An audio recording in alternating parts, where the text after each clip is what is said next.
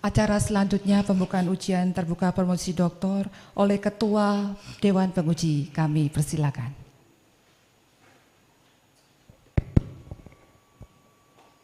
Bismillahirrahmanirrahim. Assalamualaikum warahmatullahi wabarakatuh. Salam sejahtera untuk kita semua. Om Swastiastu. Namo Buddhaya, salam kebajikan, salam rahayu. Yang terhormat Rektor Institut Seni Indonesia Surakarta, yang terhormat Ketua Senat Institut Seni Indonesia Surakarta, yang terhormat Direktur Pascasarjana ISI Surakarta, para pimpinan di lingkungan ISI Surakarta, para guru besar yang berkenan mengikuti acara pada hari ini, wabil khusus tamu undangan Bapak Dr. Insinyur Marwan SSI MT IPM ASEAN Inc., Wakil Rektor 2 ISB Aceh. Selamat datang Bapak. Yang terhormat Bapak Adi Pausi Milhan, Ketua Yayasan Masyarakat Aceh di Surakarta. Selamat datang di ISI Surakarta Bapak. Para mahasiswa pascasarjana ISI Surakarta, para seniman budayawan, serta teman-teman dari media, keluarga saudara Apipudin, serta hadirin tamu undangan yang berbahagia. Marilah kita bersyukur kehadirat Robi Ilahi, Tuhan yang Maha Kuasa, atas segala berkah dan rahmatnya, kasih dan sayangnya yang mengalir terus panjang masa. Sehingga pada hari ini kita dapat berkumpul di tempat ini dalam keadaan sehat walafiat dan dalam suasana hati yang tentunya berbahagia. Untuk mengikuti ujian terbuka disertasi promosi doktor dengan judul perubahan bentuk pegahaba dari tradisi lisan ke pertunjukan oleh mahasiswa program studi seni program doktor atas nama saudara Afifuddin sebagai promovendus. Dengan memohon ridho Allah Subhanahu wa Ta'ala dan mengucap Bismillahirrahmanirrahim, ujian terbuka promosi doktor atas nama Afifuddin hari ini Selasa tanggal 25 Juni 2024 dinyatakan dibuka.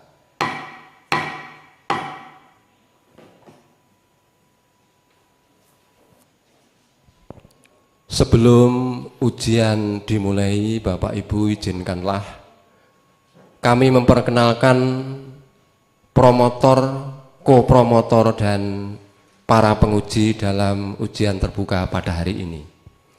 Yang pertama Bapak Dr. Aris Setiawan, SSN MSN selaku promotor. Yang kedua Profesor Dr. Sarwanto SKRM Hum selaku kopromotor. Yang ketiga, Profesor Dr. Bambang Sunarto, SN MSN selaku penguji. Beliau ada di sebelah kanan saya. Kemudian yang keempat, Bapak Dr. Kus Yuliati M. Hum selaku penguji. Disambung yang kelima, Profesor Dr. Sri Rohana Widyastuti Ningrum SKRM Hum selaku penguji. Kemudian yang keenam Bapak Dr. Suratno SKRM Mus selaku penguji. Yang ketujuh Bapak Dr. Sulaiman Janet MSN selaku penguji. Kemudian ada dari panitia ini Pak Dr. Zulkarnain Mistor Toipi M. Hum selaku sekretaris merangkap penguji, dan saya sendiri Dr. Sunardi SSN MSN Ketua Dewan Penguji. Hadirin yang kami hormati, selanjutnya kami persilahkan kepada yang terhormat Bapak Dr. Aris Setiawan SSN MSN untuk memperkenalkan promovendus yang akan mempresentasikan pemikirannya pada hari ini. Kami persilahkan. Assalamualaikum warahmatullahi wabarakatuh. Bapak Ibu semua, izinkan saya memperkenalkan profil diri dari Promovendus. Nama Afifuddin, tempat tanggal lahir Langsa 16 Juni 1982, 4 tahun lebih tua dari saya. Status perkawinannya tentu saja kawin, agamanya Islam, alamatnya Jalan Bio nomor 1 RT 3 Janto Makmur, Kota Janto ya Mas ya? Ya, Aceh Besar, Provinsi Aceh. Emailnya tafifuddin@gmail.com. Pendidikan terakhirnya Magister Seni sebelum meraih gelar doktor di sini nanti. Pekerjaannya adalah dosen tetap di Prodi Teater Institut Seni Budaya Indonesia Aceh dan saat ini juga menjabat sebagai Ketua Dewan Kesenian Provinsi Aceh. Ketua Dewan Kesenian Aceh Provinsi Aceh. Menurut sumber yang saya kenal, Mas Afifuddin ini di Aceh terkenal sangat tegas dan galak gitu, tapi ketemu saya yang lebih muda seringkali lebih tersenyum dan lebih sopan santun gitu. Saya tidak tahu mungkin itu akan berakhir pada hari ini. Setelahnya sudah sama-sama doktor mungkin wah senyumnya sudah hilang. Oke. Data keluarga Mas Afifuddin, istri adalah Juriawati SH. Anak Cut Azela Syadsyah, ada Teuku Muhammad Gibratia Rifai, ada Teuku Muhammad Wais gitu. Dan tadi malam saya dengar bahwa anak beliau, putranya sedang opnam di rumah sakit gitu, sehingga setelah ujian ini izin langsung terbang ke Aceh karena anak beliau sedang sakit.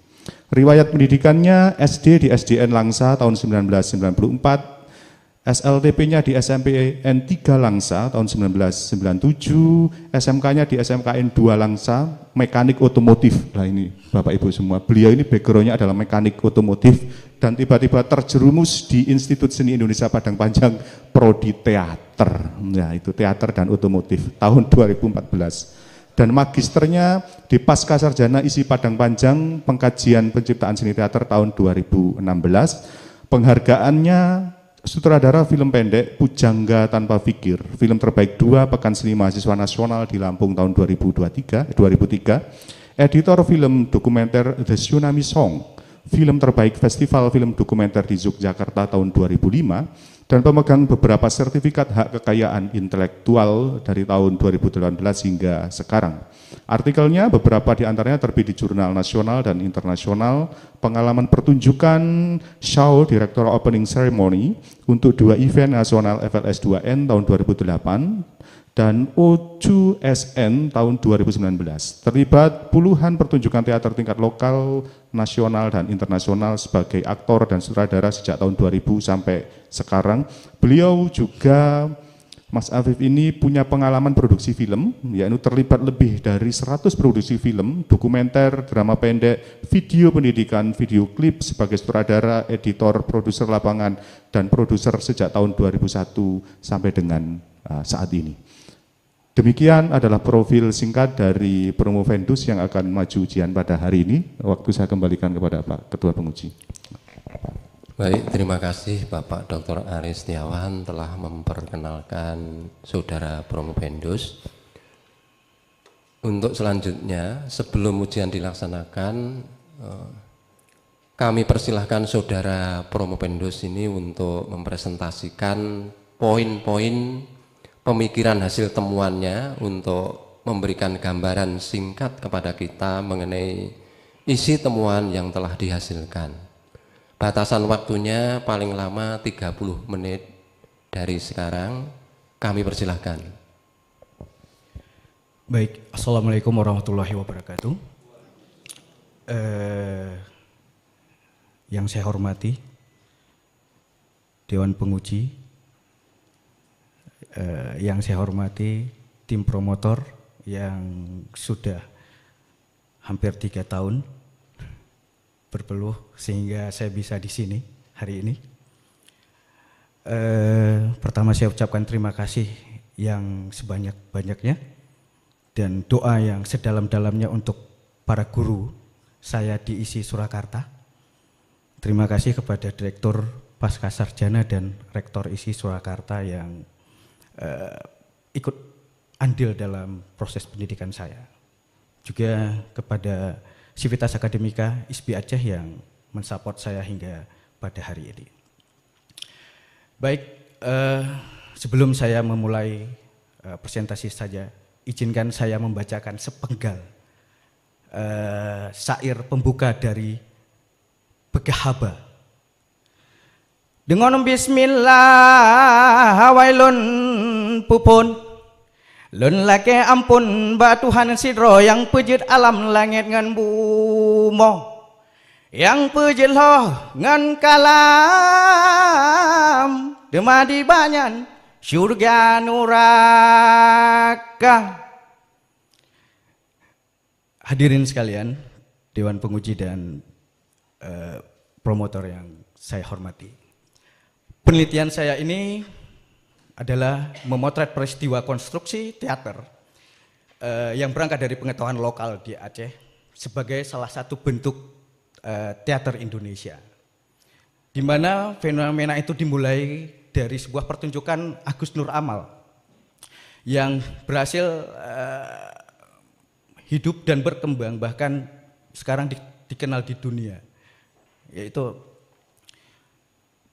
pertunjukan Agus ini itu berangkat dari perubahan yang dilakukan, yang dia pelajari dari seorang yang bernama Tengku Adenan PM Toh, yang merupakan seorang tokoh teater populer di Aceh, ya. Yang mana apa yang dipelajari dari Adenan kemudian menjadi sebuah pertunjukan baru oleh Agus. Dan ternyata Adenan itu merupakan murid dari seorang yang bernama Mak Lape, di mana Mak Lape juga punya murid-murid yang lain, salah satunya Muda Belia, anak dari Mak Lape yang masih mempertahankan bentuk konsepsi daripada Mak Lape. Nah, fenomena ini kemudian saya melihat ada sesuatu yang menarik, bagaimana sebuah bentuk teater itu hadir dan tercipta, bahkan bisa hadir di ruang-ruang yang mungkin bukan hanya di Aceh, bahkan di luar Aceh. Nah, dari fenomena itu kemudian saya melihat ada semacam perbedaan, dan ini adalah sebuah perubahan menurut saya pada saat itu, yang mana perubahan itu kemudian menimbulkan banyak pertanyaan gitu. Bagaimana bentuk teater misalnya, bagaimana teater menyampaikan nuansa yang sama dengan tradisi lisan ketika dia sudah berubah dan hidup di kota urban seperti yang dilakukan Agus. Kemudian bagaimana teater mengelola interaksi dengan penonton gitu. Ketika tradisi lisan itu sudah menjadi sebuah pertunjukan. Nah, bagaimana juga peran penonton yang berubah dengan konteks teater. Apakah mereka lebih pasif atau masih ada ruang untuk partisipasi aktif seperti pada saat Pegahaba itu adalah tradisi lisan. Nah, jadi pertanyaan-pertanyaan itu kemudian saya rumuskan menjadi 3, di mana yang pertama, bagaimana perubahan bentuk Pegahaba dari tradisi lisan menjadi pertunjukan. Ini menjadi pertanyaan pertama saya, bagaimana ya sebuah tradisi lisan itu bisa berubah menjadi pertunjukan. Tentu ada yang harus dilakukan dan tentu ada yang mungkin secara tradisi dipahami ada larangan-larangan atau pelanggaran. Nah, kemudian bagaimana terjadi perubahan bentuk itu? Bagaimana terjadi perubahan bentuk Pegahaba dari tradisi lisan menjadi pertunjukan? Dan yang ketiga, bagaimana implikasi konseptual dalam perubahan bentuk Pegahaba dari tradisi lisan menjadi pertunjukan? Artinya bagaimana maksud konsep yang ditemukan dari perubahan tersebut. Nah, tentu tujuannya adalah untuk menjawab ketiga pertanyaan tersebut, yaitu di mana saya ingin menemukan perubahan bentuk Pegahaba dari tradisi lisan ke pertunjukan, kemudian mengetahui faktor-faktor yang terjadi yang menjadikan Pegahaba itu berubah, kemudian menemukan konsep dan implikasi konseptual dalam perubahan bentuk Pegahaba dari tradisi lisan menjadi pertunjukan. Nah, disertasi ini berangkat dari kerangka pikiran bahwa penelitian ini berangkat dari asumsi bahwa perubahan bentuk seni menghasilkan perbedaan dan kebaruan yang merupakan bagian dari proses penciptaan seni. Di mana karya seni awal itu apabila terjadi perubahan maka dia akan menjadikan sesuatu karya seni baru. Nah, perubahan bentuk itu tentu tidak terjadi dengan sendirinya. Dia disebabkan oleh sikap kritis seniman yang kemudian hasil perubahan itu menjadi proses perubahan itu adalah merupakan juga proses penciptaan seni. Nah, proses perubahan juga menghasilkan konsep pembaruan dan implikasi daripada konseptual. Lalu perubahan yang terjadi itu dari tradisi lisan itu kemudian terjadi perubahan menjadi pertunjukan. Jadi terjadi adaptasi dari bentuk tradisi lisan masyarakat pada umumnya ke dalam bentuk pertunjukan. Nah, dari hal tersebut karena disebabkan oleh sikap-sikap kritis, yang mana sikap kritis itu disokong oleh pemindahan ruang, pengalaman estetis dan artistik, kultur masyarakat penonton, pendidikan, dan teknologi audiovisual. Nah, dari perubahan itu, saya berasumsi bahwa adanya konsep pembaruan daripada pegahaba dan juga konsep pertunjukan pegahaba, kemudian konsep ruang pertunjukan pegahaba dan konsep dipanggil dan memanggil ini saling berhubungan sehingga terbentuklah pegahaba itu. Nah, penelitian ini sempat terhenti karena COVID selama 2 tahun, di mana saya tidak bisa mendapatkan pengambilan data dari karya seni, dokumen, pustaka, dan narasumber. Saya juga sempat menikmati 2 kali COVID ketika penelitian. Nah, kemudian saya baru bisa melakukan observasi, dokumentasi, dan wawancara itu di tahun 2022. Di mana dari data dan hasil yang dikumpulkan itu kemudian saya validasi dan dianalisis dengan analisis interaktif. Nah, saya memulai daripada hasil apa yang saya lakukan. Saya ingin menggambarkan dulu dengan apa itu tradisi lisan pegahaba. Pegahaba itu ada 2 suku kata dari bahasa Aceh yang pegah itu artinya bicara dan haba itu cerita. Di mana pegahaba itu dapat diartikan menyampaikan kabar, bercerita atau berhikayat. Nah, ini terjadi pada masyarakat Aceh di pantai barat selatan, yaitu di Mangging dan sebagian sekitarnya. Mereka menyebutkan kepada orang-orang yang bercerita itu dengan tukang pegahaba. Nah, tukang pegahaba ini hadir ketika malam menjaga durian runtuh atau berkumpul atau ya dengan hanya bicara biasa, tidak ada syair, tidak ada apapun. Ya. Ketika misalnya ibu kepada anak, nah inilah tradisi lisannya yang hadir. Nah, tradisi lisan ini kemudian oleh siapa yang mempelajarinya dia akan turun temurun. Nah, data yang saya dapatkan kemudian terjadi perubahan daripada tradisi lisan itu seperti pada video berikut ini.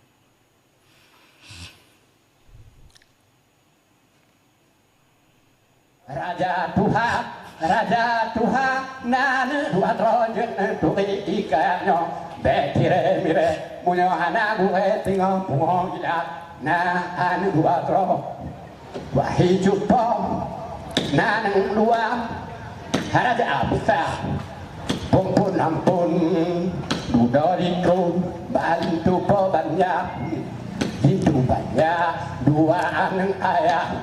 Rupa menjajah, hai banggot nyaru darah, ngurubut dada, leboh dada, nuraka janam, pertama dada wanita, kedua dada harta, yang kele yang ke hai bang dada pangkat.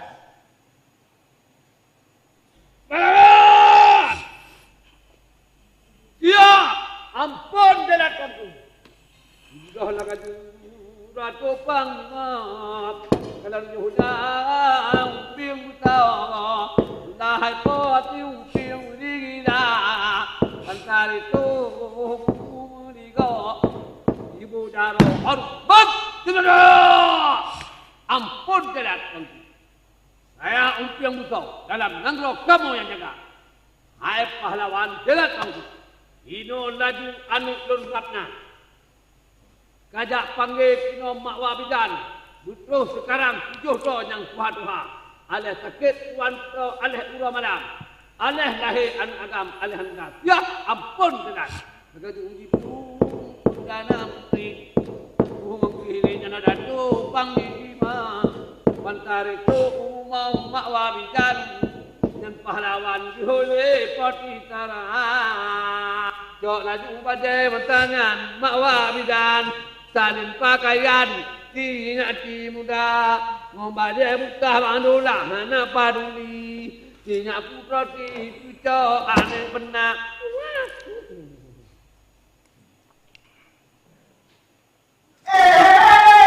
Nama sang suami adalah si Hamzah. Ini orang keng tertuel. Istriku. Ayah mau pamit dulu ya. Doakan supaya ayah bisa berangkat dan pulang dengan selamat serta membawa ikan yang banyak. Oh iya, ayah. Bawa ikan yang banyak ya. Udara cerah, ancapan suri, lemparkan pancing, berharap malam, ikan pun banyak, ditemani bintang rembulan, bersinar indah di tengah laut. Inilah ada banyak bintangnya.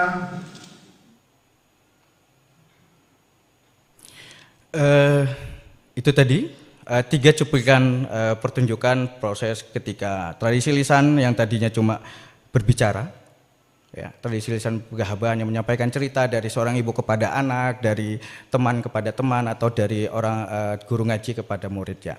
Itu kemudian mengalami proses yang sangat signifikan dari mulai pertama oleh Mak Lape, kemudian oleh Tengku Adenan PMTO, dan terakhir oleh Agus Nur Amal. Nah, tradisi lisan ini kemudian pada tahun 1940 terjadi adaptasi oleh menjadi pertunjukan Begahaba. Jadi ini kata Begahaba ini hasil dari data yang saya dapatkan dari masyarakat menyebut bahwa Mak Lape itu juga menyebut dengan kata Begahaba. Jadi pertunjukan Begahaba. Nah, sejak itu tradisi lisan masyarakat itu kemudian bergeser menjadi apa yang dilakukan oleh Mak Lape itulah Begahaba sejak tahun 1940. Ya. Nah, saya tidak bisa mendapatkan foto beliau karena beliau sudah lama meninggal. Nah, jadi data-data menunjukkan bahwa pertunjukan itu seperti pada pertunjukan pertama, yaitu mendekati pertunjukan one man play, seseorang yang memainkan banyak tokoh dan dia menjadikan dirinya dengan apa saja, tapi hanya menggunakan mimik wajah. Tidak ada properti yang membantu untuk mempertegas daripada perannya. Jadi perannya itu hanya pada tubuhnya saja. Jadi kalau jadi raja ya pada tubuhnya, kalau menjadi putri juga pada tubuhnya. Lalu pada tahun 1963 terjadi inovasi terhadap bentuk tersebut. Sehingga bentuk tersebut menjadi dari data itu terlihat ada 2 bentuk. Seperti menggabungkan teater one man play dengan boneka yang dilakukan oleh seorang seniman bernama Tengku Adenan PMTO. Nah, pemeranan pada pertunjukan ini diperankan tokoh-tokohnya tidak hanya pada tubuh manusia tapi pada benda seperti boneka. Jadi apabila terjadi pertunjukan seperti tadi, dia bisa menjadi raja dan juga bisa menjadi tuan putri dengan boneka. Jadi boneka itu menjadi tokoh. Jadi kemudian dalam bahasa Aceh disebut dengan Begahaba 24. 24 itu artinya 2 tempat. Dia menyampaikan cerita dengan 2 tempat penokohan, yaitu di tubuh dan juga di boneka. Nah, lalu pada tahun 1999 terjadi kembali inovasi dari apa bentuk yang dimainkan oleh Tengku Adenan PMTO ini. Jadi bukan dari awal tapi dari Adenan, dari yang Begahaba yang sudah terjadi inovasi. ini dilakukan oleh seorang seniman dan juga akademisi tamatan Institut Kesenian Jakarta bernama Agus Nur Amal yang sekarang menetap di Jakarta. Agus kemudian